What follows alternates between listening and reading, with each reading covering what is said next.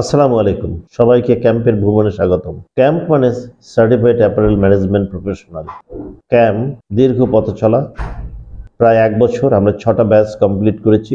আমরা এই ডিসেম্বরে আবার নতুন আরেকটা ব্যাচ নিচ্ছি। এখানে মাত্র 6 সপ্তাহে 24টা ক্লাস বা 36 ঘন্টায় যে কোনো বিষয়ে ডিপ্লোমা, অনার্স বা মাস্টার্স পাস করা ছাত্রছাত্রীকে মাত্র 36 ঘন্টার প্রশিক্ষণ শেষে এবং সরাসরি ফ্যাক্টরি ভিজিট করার পরে আমরা চাকরি পাওয়ার মতো যোগ্যতা বা আস্থা বা কনফিডেন্স গ্রো করার সামর্থ্য রাখতে পেরেছি এবং ভবিষ্যতে আরো ভালো করবে বলে আমরা বিশ্বাস করি এবং সেই ভরসা, সেই আশা নিয়ে আমরা আমাদের শুরু, পথ চলা এবং ভবিষ্যৎ। আমরা বাংলাদেশে এই অ্যাপারেল শিল্পে আমরা মানুষের জীবনযাত্রার মানের একটা নতুন দিগন্তের উন্মোচন হয়েছে। আমরা অনেকেই হয়তো সেটা লক্ষ্য করি না বা ভালোভাবে ভেবেও দেখি না, অথবা সত্যি কথা বলতে গেলে আমরা নিজেদেরকে নিয়ে এতই ব্যস্ত, ভেবে দেখার সময়ও পাই না। আপনি একবার চিন্তা করেন তো, আমরা সবসময় বলি উইমেন এম্পাওয়ারমেন্ট, নারীর ক্ষমতায়ন।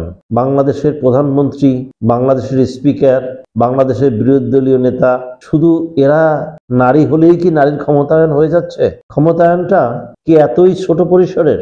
বাংলাদেশে এই অ্যাপারেল শিল্পে সরাসরি সম্পৃক্ত প্রায় 6 থেকে 7 মিলিয়ন। এই 60-70 লক্ষ ওয়ার্কার বা ব্যবস্থাপনায় যারা রয়েছেন তাদের মধ্যে প্রায় 70% নারী। এই 70% নারী, তারা কিন্তু আপনার আমাদের মতো নিম্ন মধ্যবিত্ত, মধ্যবিত্ত অথবা উচ্চবিত্ত অথবা ধনী পরিবার থেকে এসেছেন খুবই কম, হাতে গোনা মাত্র কয়েকজন, হয়তো কয়েকজন উদ্যোক্তা অথবা বিশেষ বিশেষ বিষয়ে শিক্ষিত কয়েকজন কর্মকর্তা। কিন্তু একেবারে খেটে খাওয়া যারা সরাসরি সম্পৃক্ত উৎপাদনের সাথে, যেমন হেল্পার বা অপারেটর, এই 70% নারী এসেছে সমাজের একেবারে নিম্ন শ্রেণী থেকে। একেবারে নিম্ন শ্রেণী বলতে আমরা যাদেরকে বুঝাই যে মানুষের বাসায় কাজ করা ছাড়া অথবা ভিক্ষা করা ছাড়া আসলে তাদের অনেকেরই কোনো উপায় ছিল না। বাংলাদেশের 64,000 গ্রাম, এই গ্রামে অনেক কন্যা দায়গ্রস্ত পিতা থাকেন। তারা তাদের সন্তানদেরকে শিক্ষা দিতে পারেন না, অথবা যৌতুকের অভাবে বিয়ে দিতে পারেন না, অথবা অনেক বোনেরা বা অনেক মেয়েরা তালাকপ্রাপ্ত হয়ে গেছে, তাদের স্বামী নাই, হাওয়া হয়ে গেছে অথবা অ্যাক্সিডেন্টে মারা গেছে। এই সকল বিধবা, স্বামী পরিত্যক্তা অথবা কন্যা দায়গ্রস্ত পিতার কন্যা, যারা পয়সার অভাবে শিক্ষা গ্রহণ করতে পারে না, 3 বেলা তো দূরের কথা, 2 বেলা বা 1 বেলার অন্ন সংস্থান করতে পারে না, মানুষের বাসায় কাজ করে। তারা শহরে আসে, শহরে মধ্যবিত্ত, উচ্চ মধ্যবিত্ত এবং ধনী শ্রেণীর বাসায় 1 জন, 2 জন, 3 জন, 4 জন করে কর্মচারী মানে কাজের বুয়া রাখা হয় এবং তাদের কাজের গণ্ডি আপনি বা আমি কখনোই আমরা চিন্তা করি না। তাকে ঘুম থেকে উঠতে হয় সকাল 5:30টায়, বাচ্চাদের স্কুলে নাস্তা তৈরি করতে হয়, বেগম সাহেবের এবং সাহেবের নাস্তা তৈরি করতে হয় সকাল 9টায়, দুপুরে রান্না, ঘর মোছা, হাঁড়ি পাতিল ধোয়া, কাপড় ধোয়া, বিকালে রান্না, আবার সবাইকে খাওয়ানো ধোয়া, তা কাপড় চোপড় ধোয়া, আবার রাতে ডিনার, তারপর আবার সবকিছু ধুয়ে মুছে রাখা।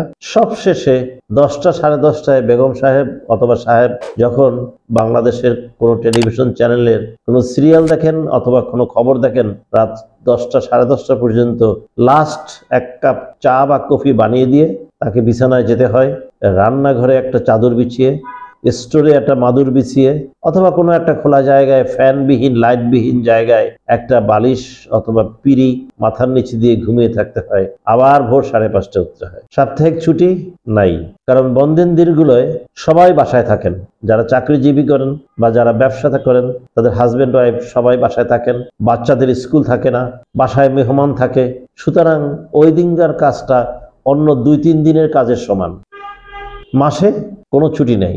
বছরে ঈদের সময় তো নাই, খুব কম সংখ্যক কাজের বুয়ারাই ঈদের সময় ছুটি পান। তারা ঈদের পরে যাবেন, বিকজ ঈদের সময় অনেক মেহমান থাকবে, বাসায় অনেক কাজ করতে হবে। অসুস্থ হলে বেতন কাটা হবে, দেরি করে আসলে বেতন কাটা হবে। খাবার বেলায় সবার খাওয়ার শেষে যদি কিছু খাবার বেঁচে যায়, অনেক সময় অনেক বেশি খাবারও বেঁচে থাকে, কিন্তু বুয়াকে সব খাবার দেওয়া হয় না। বুয়াকে নির্দিষ্ট পরিমাণ নিম্নমানের খাবারটাই দেওয়া হয় প্রথমে, এবং ওটা খেয়েই ওই 10, 12, 14, 16 বছরের একটা মেয়ে তার যৌবনের সবকিছু বিসর্জন দেন ওই মালিকের বাসায় কাজ করে, অথবা ওই মহিলাটা তার সন্তানের ভরণ পোষণের যোগান কাজের বুয়া হিসেবে কাজ করে।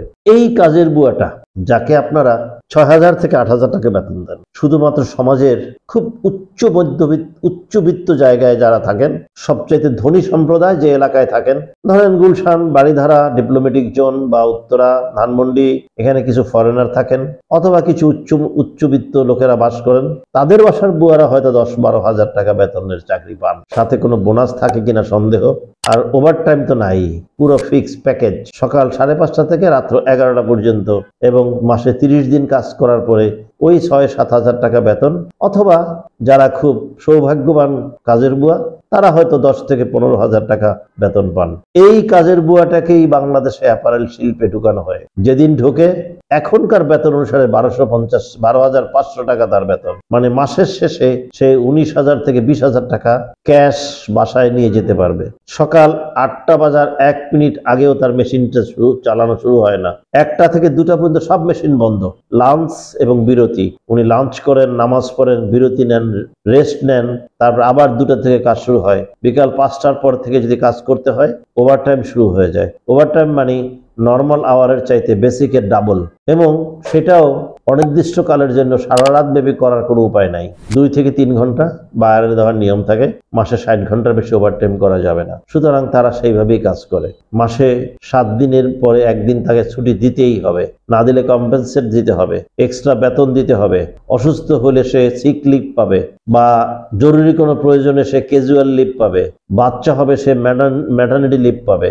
বিনা কাজে অফিসে না এসে বাচ্চার জন্য সে মাতৃত্বকালীন ভাতা, সেটা তার এন্টাইটেল, তাকে দেওয়া হয়, তাকে দিতে বাধ্য। কমপ্লায়েন্স ফ্যাক্টরিগুলো সেটা করে থাকেন। তাহলে আপনি যাকে কাজের বুয়া বানাচ্ছেন, একজন অ্যাপারেল শিল্প তাকে চাকরি দিচ্ছেন। তার সন্তানরা যে বলেন আমার বাবা অথবা আমার মা গার্মেন্টস শিল্পে চাকরি করেন, বলে না যে কোনো বাসায় কাজের বুয়া। তার সামাজিক স্ট্যাটাসটা একজন প্রাইভেট কোম্পানির সার্ভেন্ট, যেমন বাংলাদেশের গভর্নমেন্টের মোস্ট ওবিডেন্ট সার্ভেন্ট থাকেন। বাংলাদেশ সরকারের যে কোনো অফিসারকে তার চাকরির দরখাস্ত থেকে শুরু করে যে কোনো দরখাস্তের শেষে তাকে লিখতে হয় ইউর মোস্ট ওবিডেন্ট সার্ভেন্ট। আপনি বাংলাদেশ সরকারের সার্ভেন্ট, আর ওই কাজের বুয়াটা একটা প্রাইভেট কোম্পানি অ্যাপারেল সেক্টরের কোনো না কোনো শাখার, মানে স্পিনিং মিল, নিটিং মিল, উইভিং মিল, ডাইং মিল, প্রিন্টিং মিল, ফিনিশিং মিল, অথবা কোনো গার্মেন্টস কারখানা, অথবা কোনো জিপার ফ্যাক্টরির, অথবা কোনো সুতা প্রস্তুতকারক ফ্যাক্টরির, অথবা কোনো পলিব্যাগ বা কার্টুন ফ্যাক্টরির কর্মচারী, servant. Difference between the people's republic of বাংলাদেশের মোস্ট ওবিডেন্ট সার্ভেন্ট আর উনিও মোস্ট ওবিডেন্ট সার্ভেন্ট একটা প্রাইভেট কোম্পানির। কিন্তু কাজের বুয়া, তাহলে বুঝতে পারেন যে বাংলাদেশের এই অ্যাপারেল শিল্পের কারণে বাংলাদেশের 70% উমেন আছে ক্ষমতায়ন। তারা অর্জন করেন, তারা আয় করেন, সংসারে কন্ট্রিবিউশন করেন, বাচ্চার দুধ কিনেন, ছেলেপুলেকে স্কুল কলেজে পাঠান। এমনকি অনেক মা বাবাকে আমি দেখেছি ফ্যাক্টরিতে চাকরি করে, এবং তাদের বাচ্চারা বাংলাদেশের নামকরা বিশ্ববিদ্যালয়ের ছাত্রী বা ছাত্র।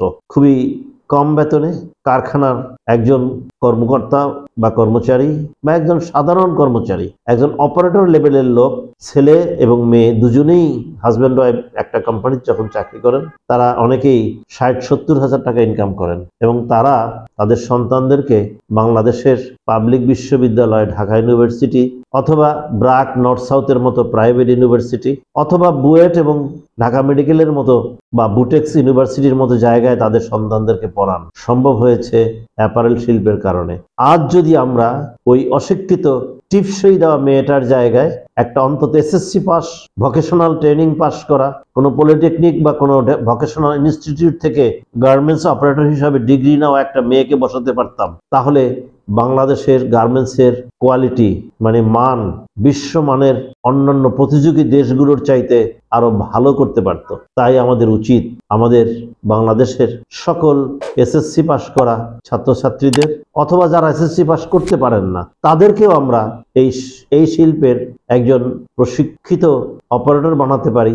তাহলে এই শিল্পের দুটো কাজ হবে। একটা হবে ফ্যাক্টরির এফিসিয়েন্সি বেড়ে যাবে, 2 নম্বর হবে ফ্যাক্টরির কোয়ালিটি, ফ্যাক্টরির উৎপাদিত পণ্যের মান বেড়ে যাবে।